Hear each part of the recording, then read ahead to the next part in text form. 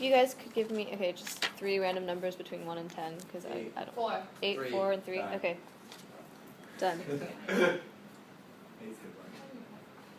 Cool. So the poem I'm going to read for you is actually my epigraph, which is a story from a compilation called 101 Zen Stories. It's number 6. It's called No Loving Kindness. There was an old woman in China who had supported a monk for over 20 years. She had built a little hut for him and fed him while he was meditating. Finally, she wondered just what progress he had made in all this time. To find out, she obtained the help of a girl rich in desire. Go and embrace him, she told her, and then asked him suddenly, what now? The girl called upon the monk and without much ado caressed him, asking him what he was going to do about it. An old tree grows on a cold rock in winter, replied the monk, somewhat poetically. Nowhere is there any warmth. The girl returned and related what he had said. To think I fed that fellow for 20 years, exclaimed the old woman in anger. He showed no consideration for your need, no disposition to explain your condition. He need not have responded to passion, but at least he should have evidenced some compassion. She at once went to the hut of the monk and burned it down.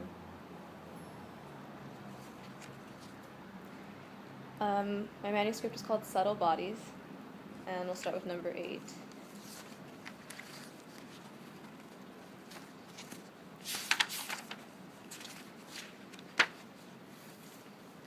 From the Biographies of Divine Immortals. You know what fire is, don't you? It has the natural property of giving light, but not of using that light. Its importance depends on the use made of its light. The use of light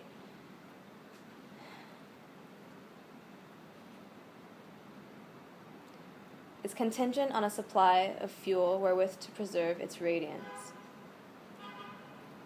The use of man's intellect consists in acquiring a knowledge of pure truth so as to keep one's life immune from harm. For every aspirant of immortality, an essential thing is the assimilation of medicines. But some medicines are better than others, and there are several grades of immortal. The divine pellet of elixir is prepared. If one takes it, he will fly upward to heaven and become a real person. Next in efficacy comes the vegetable medicines, although they cannot confer actual immortality. At the best, they will prolong life for a few hundred years and cannot be relied upon for long. I am a child of 400. I have not yet made great contributions to the world. I must eliminate the country's evils and benefit it and save and help the people. Then I may take the pellet and ascend to heaven without shame. Yet, I am not at all sure I would enjoy myself as much in heaven as I do in this world.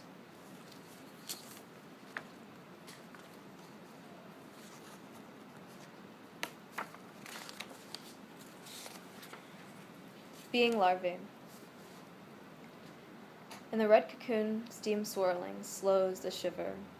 A hole guides from what has been mistaken for total chaos to a hive of bees where workers hum all day.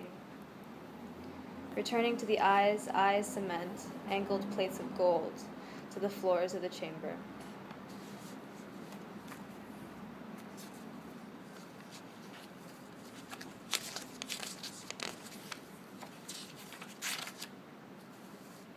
Ultimate fighting.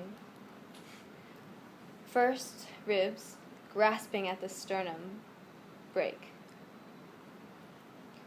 Then, light ones grow.